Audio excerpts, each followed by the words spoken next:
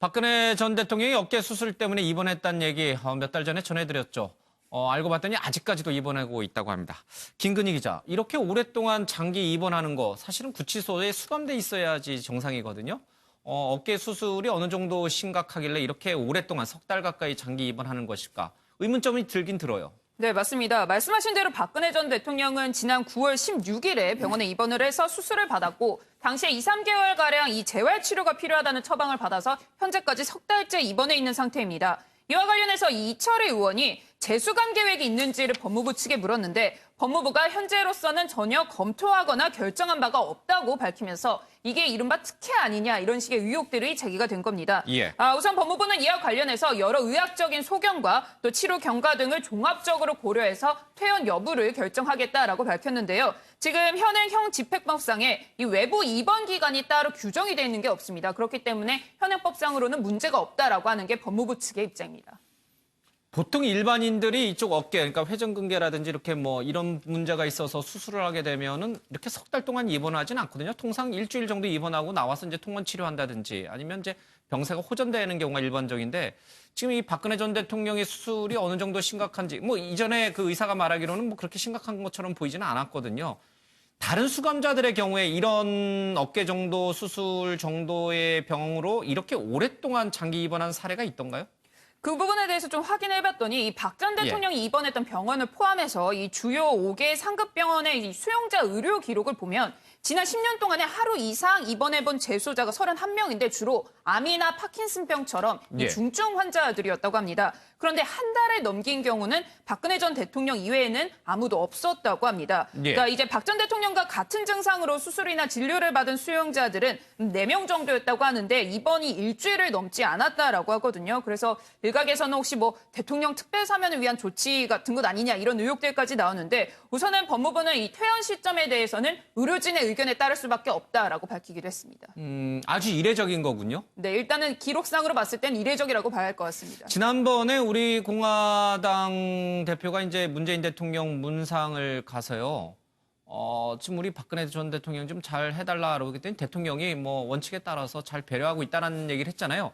혹시 이 장기 입원이 대통령의 배려라는 그 말 속에 들어가 있는 의미인가요? 일단은 뭐 그렇게 해석이 가능할 예. 수도 있을 것 같고요. 어쨌든 이 개인의 어떤 이 건강 상태와 관련해서는 뭐 나이라던가 여러 가지 예. 종합적으로 따져봐야 하기 때문에 뭐 이것과 관련해서 너무 오랫동안 하는 것 아니냐 이렇게 단정적으로 보기는 어렵습니다. 다만 어쨌든 이와 관련해서 피의자로서 또 이 범죄 혐의와 별개로 어쨌든 본인의 건강 상태에 대해서는 보호를 받아야 하는 권리이기 때문에 이 부분에 대해서는 원칙이 가능한 선에서는 충분히 지켜지고 있다라고 봐야 할 것 같습니다. 예, 아무리 전직 대통령이긴 하지만은 다른 수감자들과는 형평성 문제에서 크게 논란이 될 수밖에 없는 대목이 분명히 있군요. 윤 의원님, 예. 그냥 넘어가도 뭐 크게 뭐 문제가 될 것 같지는 않지만 그럼에도 불구하고 요즘 우리 시대의 화두가 공정, 형평, 균형 뭐 등등 이런 거 아니겠습니까? 그렇죠. 짚어볼 문제는 분명히 있는 것 같아요. 뭐 짚어볼 문제는 하고 예. 뭐 어느 정도 특혜인 면도 있죠. 뭐 예. 그 회전근개나 이런 거를 오랫동안 입원한 거 특혜인 면은 있는데 저는 그 오히려 사면이나 아니면 형 집행정지나 해서 예. 얼른 좀 풀어주는 게 우리나라 국격에도 좀 맞지 않느냐. 예. 지금 60대 후반의 여성 대통령이 지금 2017년 3월에 들어가서 벌써 2년 6개월 됐어요. 예. 전두환 노태우도 한 2년 정도 했거든요. 너무 길다. 그래서 우리나라 국격이나 이런 걸 감안할 때 국민 통합을 위해서 좀 저는 좀 풀어주는 게 좋지 않겠느냐. 이 대목에서 꼭 지적하고 싶은 게 자유한국당이 여기 대해서 얘기를 안 해요. 자유한국당이 먼저 얘기해야 되거든요. 왜 얘기 안 하겠어요?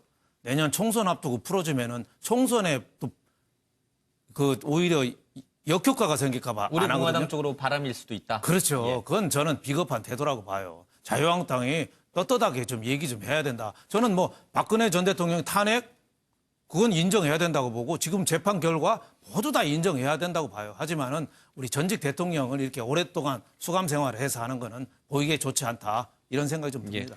아직 뭐 형이 최종 확정되지도 않았고요. 그리고 다른 수감자들과의 형평성 문제도 봐야 될 것이고 또 말씀하신 대로 국민 여론도 좀 살펴봐야 될 대목이 분명히 있습니다. 알겠습니다.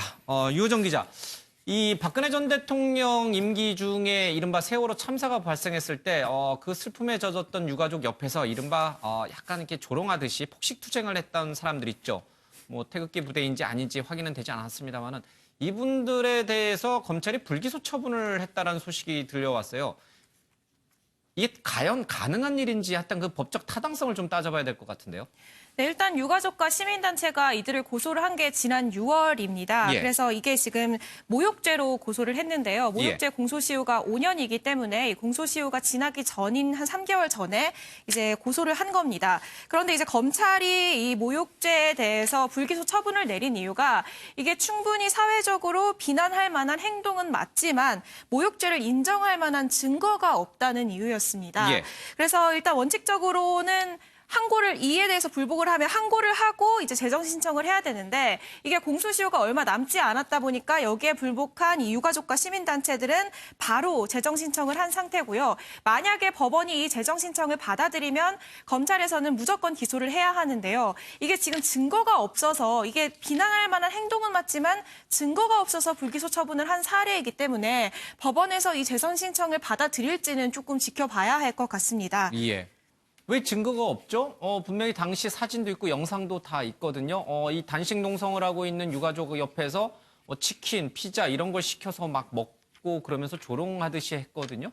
네, 일단은 이 모욕죄가 성립을 하려면 이 공연성, 이 피해자와 모욕을 하는 사람 외에 제3자가 있어야 됩니다. 예. 그리고 이제 특정성, 이 모욕을 당하는 사람이 누구인지가 특정이 돼야 되고요. 예. 그리고 마지막으로 모욕성, 이 사람의 사회적 평가를 저하시킬 만한 이 어떤 판단이나 감정 이런 것들의 표현이 돼야 된다는 이제 이런 요건들이 있는데요. 이 한 참가자는 본인이 이 행사에 참여한 거는 맞지만 이 유가족들을 모욕하려는 행위는 아니었다. 이렇게 주장을 하고 있습니다. 예. 이게 모욕한다는 것 자체가 조금 추상적인 개념이기 때문에 사실상 이를 입증해야 되는 검찰에서는 조금 법리적인 구성이 어려울 수 있습니다. 예. 이 때문에 이 같은 이제 결정을 내린 것으로 보이는데요. 이 유족들이 5년이 사실 지났지 않습니까? 그래 그동안 이제 뭐 관련해서 악플도 많았고 이랬는데 이제 와서 이 고소를 한 이유가 있습니다. 그동안 이 반성은커녕 이제 계속해서 조롱과 이런 비난이 이어졌기 때문인데요. 예. 이 실제로 여기에 이제 참가했던 한 참가자는 도대체 자신이 뭐가 잘못한 거냐라는 이제 공개 발언을 하기도 했거든요. 이와 관련한 영상을 한번 직접 보시겠습니다. 자수하면은 좀 더 감형되나요? 도대체 무슨 죄로 그렇게 얘기하시는지 잘 모르겠는데, 네, 제가 앞에서 네, 제보해 드리니까 저한테도 상급 주시나요? 네? 웃긴 게 무슨 죄죠 제가? 제가 도저히 모르겠어. 물어보고 싶어서. 네.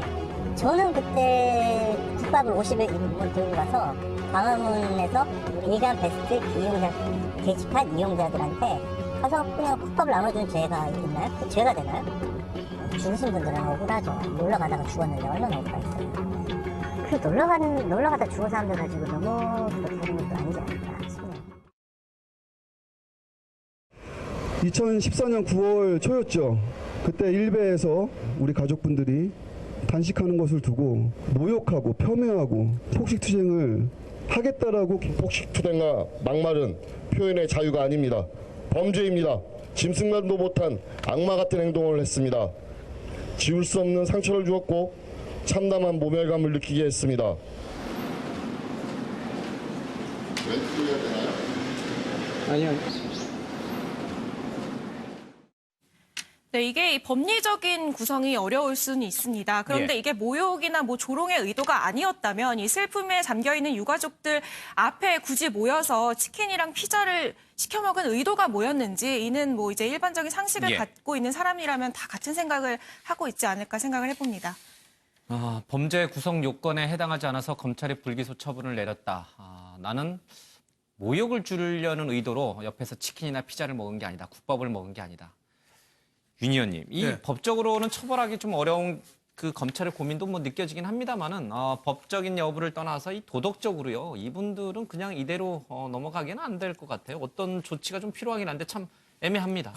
예. 그러니까 이 현재 법하고 또 도덕적으로 어떻게 보면은 비난을 받은 무례한 행위 여기에 대해서는 그건 비난받을 만한 한 거죠. 하지만은 이 법적으로 이렇게 처벌할 수 있겠느냐. 모욕적으로 처벌하려면 세 가지 조건이 있어야 된대요. 첫 번째로는 피해자가 정해져 있어야 된답니다. 특정해야 되고. 두 번째는 피해자의 사회적인 평가를 현저히 저하하는 그런 행동이 있어야 된대요. 또 세 번째는 불특정 다수에게 또 유포를 해야 된대요. 예. 그러니까 그 세 가지 조건이 갖춰져야지 또 모욕죄가 된다고 하거든요. 또 명예훼손죄랑 또 모욕죄랑 좀 다르고 하기 때문에 법적인 절차와 관계없이 예. 한쪽에서 자기 자식을 그 죽음까지 몰아는 그 아픔을 겪고 있는데 고통스러워하는데 예. 그 옆에서 폭식하고 그런 거는 참 좀 지나치지 않느냐. 우리가 인간이 사는 사회인데 그런 행동은 좀 반성해야 된다고 봅니다. 예.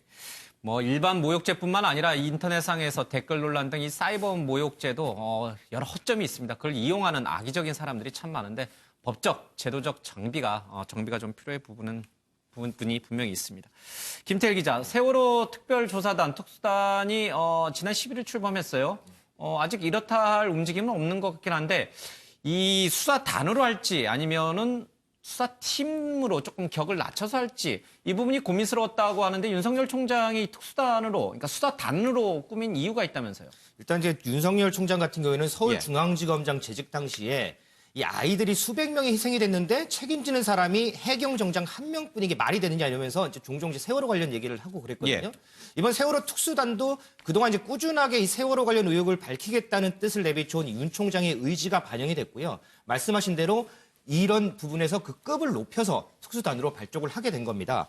그리고 특히 이제 이번 특수단을 이제 윤석열 총장이 직접 지휘를 하게 됐거든요. 그러면서 이제 수사 의지, 명분 모두 이제 쌓이게 된 겁니다. 그러나 일각에서는 저 특수단 발표가 윤석열 총장이 청와대로 문재인 대통령 반부패 협의회 참석차 가기 이틀 전에 발표한 거거든요.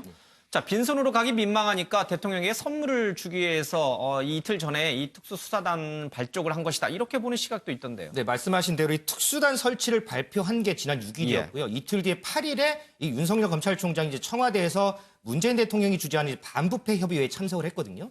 때문에 말씀하신 대로 일각에서는 이 조국 전 장관 수사로 윤 총장이 대통령에게 소위 얘기해서 좀 밉보인 상황에서 이를 좀 만회하기 위해서 예. 반전 카드로 이 재수사를 급히 발표했다 이런 얘기도 있어요. 근데 검찰에 따르면 이 청와대에 다녀온 뒤에 특수한 설치를 발표를 하면 자칫 이 청와대의 지시를 받은 이른바 이제 하명 수사 논란이 일 것이 뻔하기 때문에 예. 청와대 방문 전에 발표했다 이렇게 전하고 있습니다.